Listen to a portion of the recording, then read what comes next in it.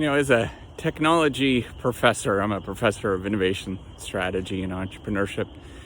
I often reflect upon how untechnology things are in this world around us and how human things are around us. That ultimately, what we do in this world really comes down to feeling human, and technology in of itself, as we think about it, the sort of tools and processes and new knowledge that is created to solve problems, really is about being human and being not only a better human, but being a person that is more of who you actually are. So if you want to do extra damage in this world, you can easily do that with more technology. If you want to do extra good in this world, you can easily do that as well. So what I do know, and what happens, is that it's a choice in what you choose to do and what you want to view the world.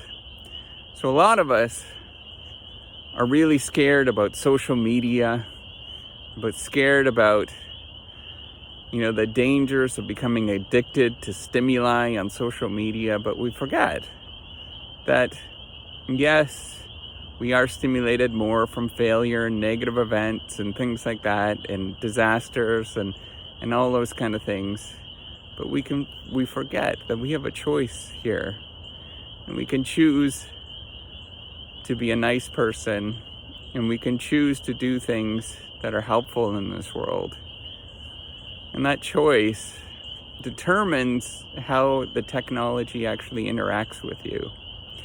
So if you want to actually make a change in your life and you want to become more positive, start interacting with technology in a way that makes you a better, more hopeful, more kind, more loving, more gentle, more understanding person. And the technology in of itself is going to respond to that and maybe give you a little bit more rewards on that. So go do things that make you a better person. Be okay with being a better person. I know that me talking about my limitations, I have so many limitations and so many problems, and being open with them has really helped me as a person. So I'd encourage you to do the same thing by interacting and being positive and actually doing things that really help this world and help you, rather than being somebody that gets caught up in the mess that we are part of, and rather be the person that creates a better world.